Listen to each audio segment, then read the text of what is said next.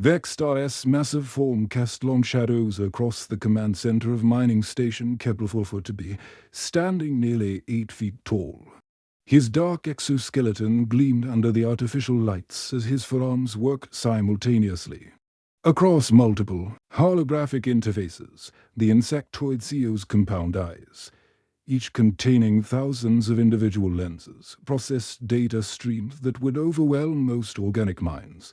But today, something had broken his usual efficiency. The numbers dancing before him defied every biological law he understood. Computer, display employee H7749's work pattern for the last 93 cycles, he commanded. His voice carrying the clicking undertones of his species, the hologram, shifted, revealing a timeline that made his mandibles twitch nervously. Park Jinwoo, a human technician in the deep mining operations, had been working 16-hour shifts every single day for over 3 months. No breaks, no sick days, no reduction in performance quality. Vextar had managed human workers for 15 galactic years, ever since the Terran colonies joined the mining consortium. He knew their limitations intimately. Humans needed 8 hours of unconsciousness daily, required frequent nutrition breaks, and their cognitive abilities deteriorated rapidly under stress. Most species in the galaxy considered them useful but fragile, good for detailed work but prone to emotional breakdowns. Yet this Jinwoo was rewriting everything Vextar thought he knew about human biology. Impossible. He muttered in his native Vexoni language, then caught himself. The other department heads were already suspicious of his growing interest in human psychology. He switched to Standard Galactic, the universal language of commerce, and diplomacy. His secondary arms pulled up comparative data. The station employed 2,847 humans across various departments. The average work cycle was 8.3 hours before productivity dropped below acceptable levels. Even the most dedicated human workers rarely exceeded 12 hours without significant performance degradation. But Jinwoo's output graphs showed something that shouldn't exist. His productivity actually increased during his 15th and 16th hours of work. The quality of his ore extraction had improved by 23% over the past month, while his safety violations had dropped to 0. Sir, the voice belonged to Catherine, his Solani assistant, whose blue-scale form materialized beside his desk.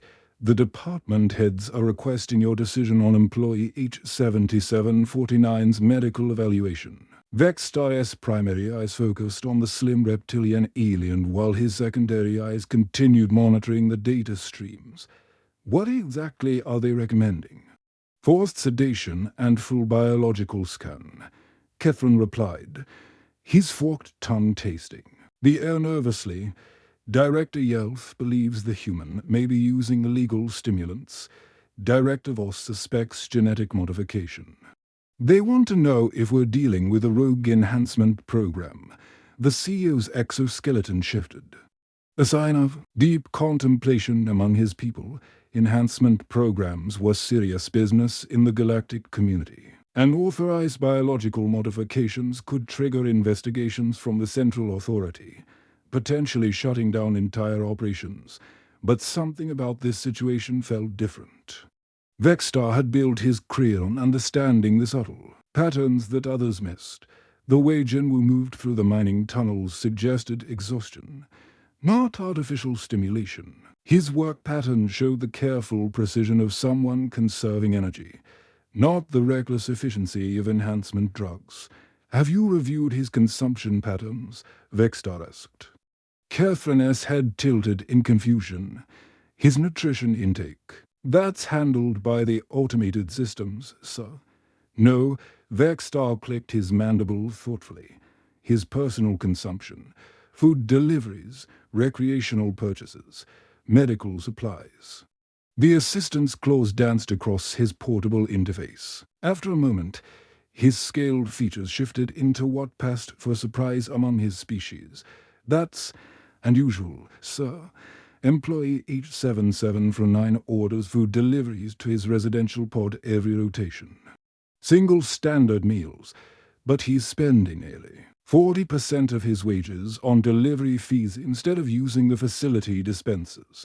Vexstar's compound eyes gleamed with interest. The station's nutrition dispensers provided perfectly balanced meals at cost. Only someone with specific dietary needs or cultural preferences would waste credits on expensive deliveries. What sector is his pod located in? He asked. 7G, sir. Lower residential. That stopped Vexstar cold. Lower residential was supposed to house maintenance workers and temporary contractors, not skilled technicians like Jinwoo. Someone in housing allocation had made a significant error, or there was more to this human story than appeared in his employment records, sir. Catherine's voice carried a note of concern. Should I authorize the medical intervention? Vexstar stood to his full imposing height, his exoskeleton creaking softly. Through the command center's massive viewing ports, he could see the mining operations in full swing. Massive extraction ships descended into the planet's crust while automated refineries processed endless streams of valuable minerals. Everything ran on schedules, quotas, and predictable patterns. Everything except one human technician who was somehow thriving under impossible conditions. Delay the medical evaluation, he decided. I want to observe this employee personally before we take any action. Catherine's forked tongue flicked nervously. Sir, if he's using illegal enhancements, and we don't report it, then I'll take full responsibility. Vexstar cut him off.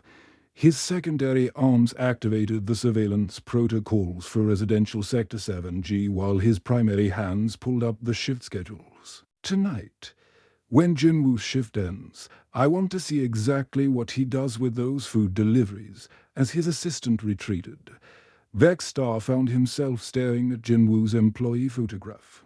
The human looked ordinary enough. Dark hair, tired eyes, the kind of face that would disappear in a crowd. But somewhere behind those exhausted features was a mystery that had captured the CEO's complete attention. In 15 years of managing human workers, he'd never encountered anything like this. Tonight, he would discover what drove Park Jinwoo to push beyond every known limit of human endurance. The deep rumble of massive ore processors vibrated through every surface of mining station Kepler-44. To be as Vexstar made his way through the shadowy maintenance corridors, his 6 powerful legs moved with surprising stealth for such a large creature, each step carefully placed to avoid the sensor plates embedded in the floor. The CEO had disabled his personal tracking beacon an hour ago, something that would raise questions if discovered, but his curiosity had grown beyond the point of caution. Red emergency lighting cast eerie shadows along the narrow passages as he followed the route Jinwoo would take back to residential Sector 7G. The human shift had ended exactly 17 minutes ago, and Vexstar knew from the surveillance data that his target would take the same path he'd walked for the past 93 days. The lower levels of the station felt different from the polished command centers and executive quarters where Vexstar usually spent his time. Here, the walls showed years of wear from countless workers passing through. Faded safety warnings in 12 different galactic languages covered every surface. And the air recyclers worked harder to filter out the metallic taste of processed minerals. As he rounded a corner, Vexstar caught sight of his quarry. Park Jinwoo walked with the steady gait of someone who had learned to conserve energy over long distances. His mining uniform was stained with the day's work, and his shoulders carried the weight of exhaustion. But there was something else in his posture, a sense of purpose that kept him moving when others would have collapsed. Vexstar's compound eyes tracked every detail. The human's breathing was controlled despite his fatigue. His hands moved automatically to check his personal communicator every few steps. A nervous habit that suggested he was expecting important news. Most telling of all, Jinwoo carried his earnings tablet openly, constantly checking his account balance with the obsessive attention of someone counting every credit. The residential Sector 7G stretched before them like a metal canyon. Hundreds of identical pods lined the walls in perfect rows, each one barely large enough for a single occupant. This area had been designed for temporary housing, maintenance crews, visiting inspectors, and short-term contractors who would move on within a few months. The air here felt stale and recycled, lacking the freshness of the upper levels where families lived in proper apartments. Vextar's mandibles clicked softly in disapproval. According to housing records, skilled technicians like Jinwoo should be assigned to Sector 4C, where the pods were larger and included proper sleeping alcoves and entertainment systems. Someone in the bureaucracy had either made a massive error or there were factors about this human that weren't in his official file. A soft chimming sound echoed through the corridor, and Vextar watched as Jinwoo's pace quickened slightly. The food delivery notification, right on schedule. The CEO positioned himself behind a maintenance panel where his dark exoskeleton would blend with the shadows, giving him a clear view of Pod 7G134. The delivery drone arrived with mechanical precision, its anti-gravity engines humming softly as it descended from the upper transport tubes. Standard protocol called for the automated system to deposit the food package and depart immediately. But Vextar noticed something unusual. The drone lingered for several extra seconds, as if waiting for a confirmation of a special instruction. Jinwoo emerged from his pod and approached the drone with careful movements. He looked exhausted, more tired than any human should be after months of double shifts, but his eyes remained alert, constantly scanning the corridor for other residents or security patrols. When he accepted the single meal packet, Vextar noted how his hands shook slightly from fatigue, yet he handled the package with the gentle care of someone dealing with precious cargo. The meal packet itself was standard issue, protein synthetic, vegetable compound, and basic nutrients designed to sustain one adult human for approximately 8 hours. Vextar had reviewed the specifications countless times during his years managing human workers. The portions were calculated precisely to meet biological requirements without waste, for someone working 16-hour shifts and burning calories at an accelerated rate. One packet should leave them constantly hungry, yet Jinwoo didn't tear into the package immediately like most exhausted workers would. Instead, he glanced nervously up and down the corridor, his movements quick and paranoid. Something about his behavior reminded Vextar of prey animals he'd studied on various worlds, creatures who had learned that survival meant constant vigilance, satisfied that he was alone. Jinwoo quickly returned to his pod, but before the door sealed shut, Vextar caught a glimpse of something that made his exoskeleton bristle with confusion. For just a moment, warm light spilled from the interior of the pod, and he could hear the soft murmur of voices speaking in what his universal translator identified as Korean. Multiple voices. In what should be single-occupancy housing, Vextar activated his thermal sensors, technology normally used for detecting equipment overheating in the mining operations. The readings that appeared on his personal display defied station regulations completely. 4 distinct heat signatures glowed within Pod 7G134 for separate biological entities generating the warmth patterns typical of human life forms. His compound eyes processed the thermal data with growing amazement. 3 of the signatures showed the cooler patterns associated with elderly humans, slower metabolisms, reduced activity levels, the kind of readings he'd expect from individuals well past their productive years. The 4th signature, clearly Jinwoo, moved between the others with the quick efficiency of someone providing care. Vextar's mandibles clicked rapidly as his mind raced through the implications. Station policy strictly prohibited unauthorized Residents' housing allocations were tracked by central computer systems that monitored everything from air consumption to waste production. For people living in a space designed for one should have triggered automatic alerts months ago, which meant someone had gone to considerable effort to hide this situation from the station's monitoring systems. As he watched, the thermal signatures gathered in what appeared to be the pod's central living space. The pattern suggested a family meal, the kind of intimate gathering that Vextar had observed among human families in the upper resident yield sectors, but never expected to find in the industrial housing of Sector 7G. Through his audio sensors, he caught fragments of conversation, words of concern, gentle arguments about health and medicine, and underneath it all, the unmistakable tone of a family trying to maintain dignity in impossible circumstances. For the first time in his career, Vextar found himself witnessing something that no regulation or protocol had prepared him to understand. Park Jin-woo wasn't just an anomalous worker pushing beyond human limits for a personal gain.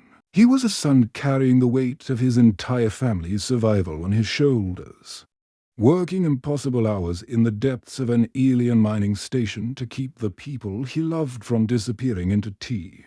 He galaxies in different bureaucracy. The CEO's exoskeleton shivered as he realized he was looking at something his species had forgotten long ago, the power of bonds that transcended individual survival. Tomorrow, he would need to decide whether to enforce station policy or discover just how far human determination could stretch when powered by love.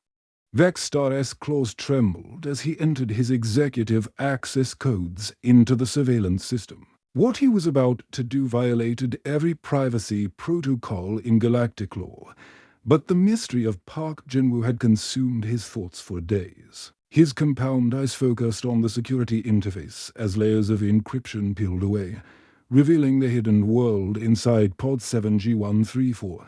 The thermal imaging blazed to life on his personal display, showing 4 human figures huddled together in a space barely large enough for one.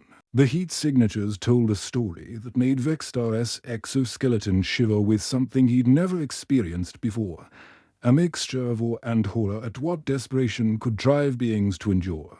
Audio sensors activated with a soft hum, and suddenly, the CEO found himself eavesdropping on the most private moments of a family fighting for survival in the cold depths of space. "Appa, you need to eat more."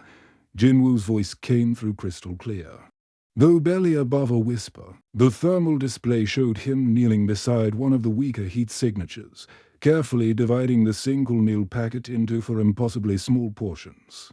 Vextar watched in fascination as Jin-woo's practiced hands worked with the efficiency of someone who had performed this ritual countless times. Each portion was measured precisely, not with instruments, but with the desperate mathematics of survival. How little could each person eat? Why? They're still maintaining enough strength to face another day. "Son, you are working too hard," an elderly male voice responded, the words carrying the weight of a lifetime spent in hard labor. "We can manage without so much food. You need your strength for the deep mining operations." The thermal signature, identified as the grandfather, Lee Sang-ho, barely registered on the sensors. His body temperature ran cooler than healthy humans, indicating the kind of systemic weakness that came from months of malnutrition and untreated illness. Yet his voice carried the stubborn pride that Vextar had learned to associate with human elders, beings who would rather fade away than become burdens to their families. "No, Harabyoji," Jin-woo interrupted with gentle firmness. "The medical bills for Yama and Holmoni are already too high. If I don't maintain our employment status and keep earning enough credits, the station authorities will classify you all as non-productive residents. They'll send you to the Outer Rim facilities." Vextar's mandibles clicked rapidly as the implications hit him like a plasma blast. The Outer Rim facilities were essentially death sentences disguised as humanitarian aid, located on barren moons and asteroid stations. They provided minimal life support for beings deemed too old or sick to contribute to galactic society. Most residents survived less than a year in those places, forgotten by the universe and abandoned by the bureaucracy that had shipped them there. The thermal display showed Jinwoo's mother, Kim Minji, struggling to sit upright as she accepted her portion of food. Her heat signature flickered weakly, and through the audio sensors, Vextar could hear the wet, labored breathing that indicated advanced mineral lung disease. She had probably spent decades in the deep mining operations before safety regulations improved, breathing in metallic particles that now slowly destroyed her respiratory system from within. "My brave boy," she whispered, her voice carrying the kind of love that transcended species barriers. "You shouldn't sacrifice yourself for us old ones. We've lived our lives." But it was the fourth heat signature that made Vextar's compound. Eyes widened in disbelief. Park Sunak, Jinwoo's grandmother, registered as the weakest of all for humans. Her body temperature fluctuated dangerously, indicating that her biological systems were failing. Yet when she spoke, her voice carried the iron will that had probably kept her family together through decades of hardship. "Hush, both of you," she said with surprising strength. "Our Jinwoo is strong like his ancestors. We survived the colony wars. We survived the first mining expeditions, and we'll survive this. But only if we stick together." Vextar accessed the station's medical records using his executive privileges, his curiosity now burning like a plasma furnace. What he discovered made his exoskeleton bristle with anger at the bureaucratic machine he'd helped build. Lee Sang-ho, aged 73, former deep chef mining specialist, retired due to severe mineral lung disease and neurological damage from prolonged exposure to refined oils. Medical prognosis: 18 months maximum life expectancy without advanced treatment. That cost more than most workers earned in 5 years. Kim Minji, aged 68, former ore processing technician, chronic respiratory failure, joint deterioration from decades of heavy labor, early-stage cognitive decline from metallic poisoning. Treatment required specialized care available only in the inner system medical facilities, far beyond the financial reach of mining families. Park Sunak, aged 89, retired domestic services worker, multiple organ failure, advanced mineral lung disease, mobility severely limited. Medical evaluation recommended immediate transfer to comfort care facilities, the bureaucratic term for places where elderly beings went to die quietly and cheaply. All three were classified as non-productive residents under galactic mining law. Station policy required their transfer to outer rim care facilities within 90 days of medical evaluation. The only thing preventing their immediate relocation was Jinwoo's status as an active, productive employee whose family members were granted temporary residence permits, but those permits required constant renewal. Dependent on Jinwoo maintaining his employment status and earning enough credits to cover the basic housing fees for all. For residents, if his productivity dropped, if he missed too many shifts, if he failed to pay the mounting medical bills, the entire family would be scattered across the galaxy's most forgotten corners. Vextar watched through the thermal sensors as Jinwoo carefully helped his grandmother sip water from a recycled container. The young human's movements were infinitely gentle, but the CEO could see the exhaustion in every gesture. Working 16-hour shifts in the dangerous deep mining operations was slowly killing him. But stopping would mean watching his family disappear into the bureaucratic machinery that processed unwanted beings like raw. "The new medication is helping Harmony's breathing," Jinwoo said softly, though the thermal readings suggested otherwise. "Dr. Kent says if we can afford the treatment for another few months, she might stabilize." It was a lie, and they all knew it. But it was the kind of lie that families told each other to maintain hope in hopeless situations. Vextar had seen similar patterns among his own species, though never with this level of self-sacrifice. among the Vexoni. Elderly members who became burdens were honored with ceremonial departures, quick, dignified, and final but human seemed. Incapable of letting go, they would work themselves to death before abandoning family members, even when logic suggested that individual survival made more sense than collective suffering. As Vextar continued watching, he realized he was witnessing something that defied every principle of efficient resource management he'd learned in decades of corporate leadership. Jinwoo was destroying himself to sustain three beings who would never again contribute to galactic productivity. By every rational measure, his behavior was wasteful, illogical, and ultimately futile. Yet something deep in Vextar's consciousness recognized a power in this apparent weakness that made his exoskeleton tremble with possibilities he'd never imagined. The mining station's corridors buzzed with the usual pre-shift activity as thousands of workers made their way to various departments. But Vextar had positioned himself strategically near the transport tubes leading to the deep mining levels, his massive form casting shadows across the metal walkways. His compound eyes tracked every human worker passing by until he spotted his target.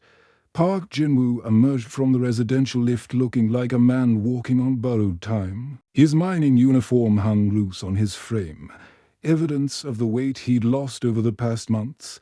Dark circles under his eyes spoke of sleepless nights, and his hands showed the slight tremor that came from pushing the human body beyond its natural limits. Yet he walked with the determined stride of someone who refused to surrender, no matter how impossible the odds. Employee age 7749. Vextar's voice boomed across the corridor, causing nearby workers to scatter like startled prey. Animals, report to me immediately. Jinwoo stopped dead in his tracks, his shoulders sagging slightly as he turned to face the towering CEO for a moment. His exhausted features showed pure terror, the look of someone who had been living in constant fear of discovery. But then something remarkable happened. The human straightened his back, lifted his chin, and walked directly toward the alien executive with the calm dignity of a man who had already accepted his fate. I know you've been monitoring my pod, Jinwoo said quietly, his voice steady despite the obvious fatigue. Are you here to enforce the relocation order? The directness caught Vextar off guard. In his experience, humans typically tried to lie their way out of trouble when confronted by authority. They made excuses, begged for mercy, or collapsed into emotional displays that his species found distasteful. But this human stood before him with the quiet courage of someone who had nothing left to lose except his dignity. Explain your actions, Vextar commanded, his mandibles clicking as he studied Jinwoo's posture. Despite the exhaustion, despite the obvious physical deterioration, there was something unbroken in the human stance. Your efficiency ratings suggest you should have collapsed weeks ago. Yet you continue to exceed performance standards that would destroy most organic beings. Jinwoo's eyes met the CEO's compound gaze without flinching.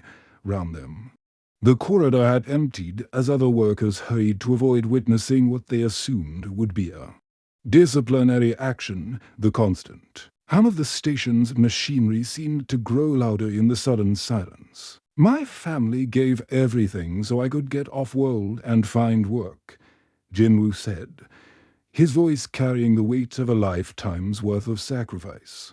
They spent their health and their savings to send me to technical school when I was barely 18. My father worked extra shifts in the most dangerous mining operations. My mother took on cleaning jobs in the chemical processing plants. My grandmother sold everything she owned to pay for my transport to the outer colonies. Vextar's exoskeleton shifted as he processed this information. Among his species, education was provided by the collective based on aptitude tests. The concept of family members destroying themselves to advance a single individual was foreign to his understanding. They sacrificed their bodies in the deep mine so I could have a future. Jinwu continued, his hands clenching into fists. They breathed poison air and lifted crushing weights so I wouldn't have to. They gave me everything, and now that they're sick and dying, you expect me to abandon them to some remote facility where they'll be forgotten? The human took a step closer to the towering alien, showing no fear despite the obvious size difference. I won't do it. I'll work until my body gives out before I let them die alone among strangers. But you're destroying yourself, Vexstar observed, genuinely puzzled by the logic. Your current pace is unsustainable. Your productivity will eventually fail, and then you'll lose your employment status anyway. The mathematical outcome is the same, but with additional suffering. Something blazed to life in Jinwu's eyes, a fierce light that made Vexstar compound vision senses just automatically. It was the kind of intensity the CEO had only seen in footage of human soldiers defending their home worlds against impossible odds. Then I'll work until it does, Jinwu declared, his voice rising for the first time. That's what humans do. We endure for those we love. We don't calculate odds or optimize outcomes. We stand by our families even when the universe tells us it's hopeless. The passion in the human's voice created an electromagnetic resonance that Vexstar's sensitive hearing organs picked up like a physical force. Round them, the station's ambient noise seemed to fade as something primal and powerful filled the space between them. You want to know why I can work 16-hour shifts when your medical data says it's impossible? Jinwu continued, his exhaustion temporarily burned away by righteous anger. Because every morning I wake up knowing that 3 people who gave me life are counting on me. Every time I want to quit, I remember my father teaching me to read using technical manuals after his 12-hour shifts. Every time my body screams for rest, I think about my mother singing lullabies while she coughed up blood from the processing. Plant chemicals. Vexstar felt something alien stirring in his consciousness, an emotion his species had no name for but that seemed to resonate through his exoskeleton like a harmonic frequency. Among the Vexoni, elderly members who became burdens were given ceremonial departures. Quick and efficient transitions that honored their contributions while preserving resources for the collective go.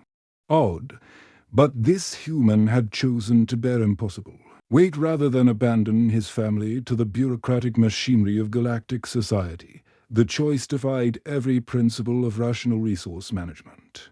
Yet there was something in Jinwu's unwavering determination that suggested a different kind of strength entirely. You think I'm being foolish, Jinwu said, reading something in the CEO's posture that even he couldn't fully understand. You see waste where I see love. You see inefficiency where I see honor. But you don't understand what it means to be human. The young man's voice dropped to barely above a whisper, but his words carried through the empty corridor with the force of absolute conviction. We're not just individuals trying to survive. We're connected to each other in ways that transcend logic. When you save one of us, you save all of us. When you destroy one of us, you diminish all of us. Vexstar's mandibles clicked rapidly as he processed not just the words but the emotional resonance behind them. His species had conquered dozens of worlds through superior technology and rational planning. But they had never encountered anything like this raw human determination powered by bonds that seemed to Evie, the basic laws of biological self-preservation. Show me your family's medical records, he commanded suddenly, his voice carrying a note of something that might have been respect. All of them. I want to understand exactly what you're fighting against. The holographic conference chamber hummed with tension as 12 of the galaxy's most powerful corporate entities materialized round the circular table. Vexstar stood at the center, his massive insectoid form dwarfing even the largest alien representatives. 3 days had passed since his encounter with Jinwu. 3 days that had completely revolutionized his understanding of human psychology and workplace efficiency.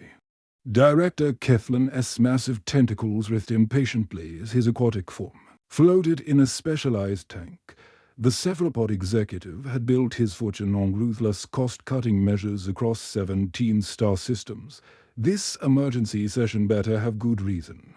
Vexstar, my time is worth more than some mining stations. Produce in a month. Vexstar activated his presentation display, filling the chamber with holographic charts and productivity graphs that seemed to defy the laws of biology.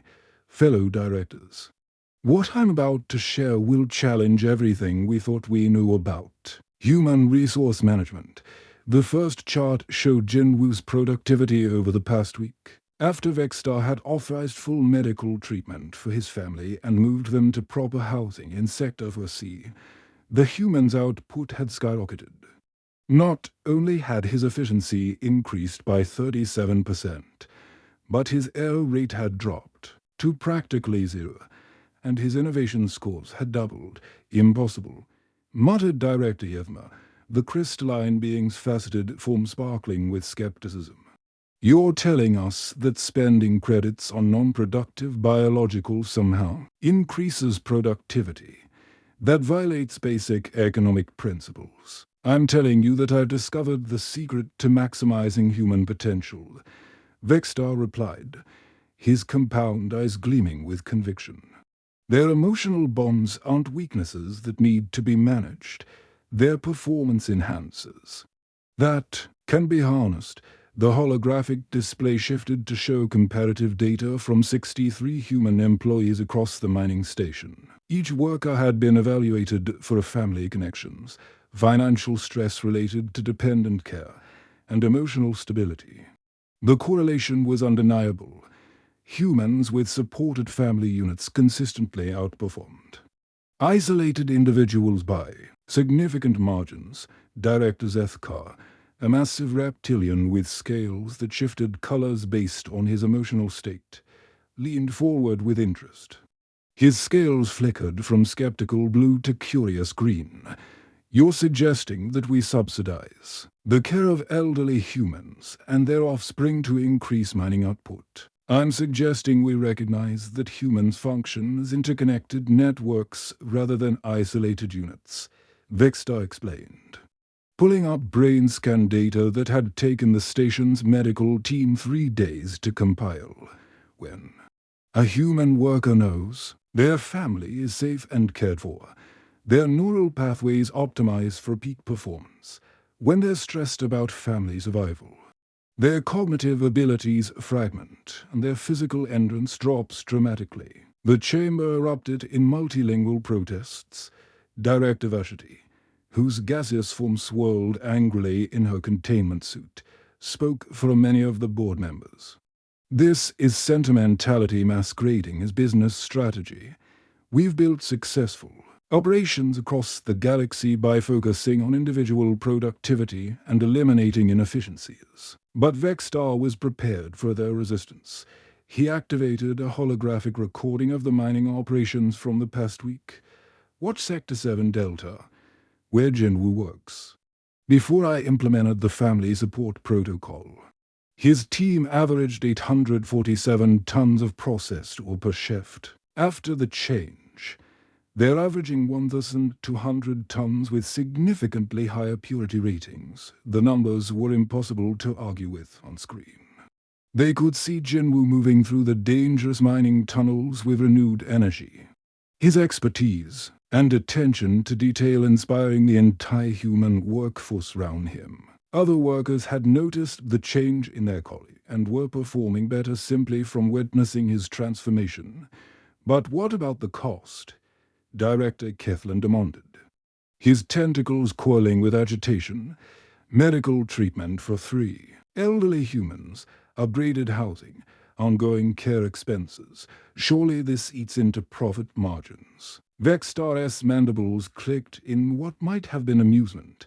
The total cost for Jinwoo's family support package is 2,847 credits per month. His increased productivity alone generates an additional 15,000 credits in refined ore value. The return on investment is 526%. The silence that followed was deafening. Even the most skeptical board members couldn't argue with mathematics that stuck. I've spent the past 3 days implementing similar programs across our human workforce, Vexstar continued. Workers who were previously classified as adequate performers are now exceeding expectations. Humans who seemed destined for burnout are showing renewed vigor. Most importantly, our retention rates have improved by 62%. Director Yethma S. Crystalline form brightened as he processed the implications. You're telling US that other corporations are wasting human potential by ignoring these family connections. Exactly. Vexstar confirmed. While our competitors treat humans as individual units to be optimized, we're recognizing them as members of networks that can be strengthened. Park Jinwoo is now my personal advisor on human psychology, and his insights have revolutionized our entire approach to workforce management. The holographic display showed the transformed residential sector for C, where Jinwoo's family now lived. In comfort and dignity, Lee Sang-ho had received treatment for his middle lung disease and was actually contributing to the station as a technical consultant. Sharing decades of mining expertise with younger workers, Kim Minji was recovering her strength and had become an informal counselor for other workers' families dealing with similar challenges. Even elderly Park Sunik had found purpose in the station's cultural programs, helping preserve human traditions. That boosted morale across the entire workforce. The ripple effects are extraordinary, Vexstar explained. One supported family has improved the performance of dozens of other workers. Humans seeing that we value their connections has created a loyalty that no amount of wage increases could achieve. 6 months later, the results spoke for themselves. Galactic Mining Consortium had become the most profitable mining operation in 3 sectors, not through technological advancement or resource discovery, but through understanding the fundamental nature of their human workforce. Other corporations watched in bewilderment as their human employees requested transfers to GMC facilities, abandoning higher-paying positions for the promise of family support and community connection. Vexed, stood in his executive office, gazing out at the mining operations that now ran with unprecedented efficiency. On his desk sat a framed photograph that had become his most treasured possession, Jinwoo's family sharing a meal together in tea. A comfortable new home, for generations gathered round a table, healthy and whole, their faces bright with hope for the future. The image served as a daily reminder of the lesson that had transformed not just his business practice, but his understanding of what made beings truly powerful. Among his own species, strength came from individual excellence and collective efficiency. But humans had shown him something far more potent, the incredible force that emerged when beings choose to lift each other up rather than compete for survival. Other alien species had conquered worlds through superior technology, advanced weaponry, or strategic brilliance. But humans had something that couldn't be replicated or manufactured, an absolute refusal to abandon those they loved. Even when the universe itself seemed aligned against them, the galaxy was slowly learning what Earth had always known. Humanity's greatest weapon wasn't their technology or their aggression.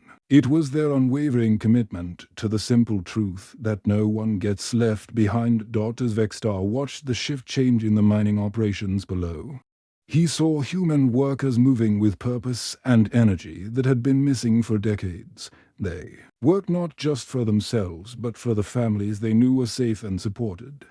They pushed themselves not from desperation, but from gratitude. They innovated not from fear, but from hope. The transformation was complete. The galaxy would never understand humans the same way again. The end.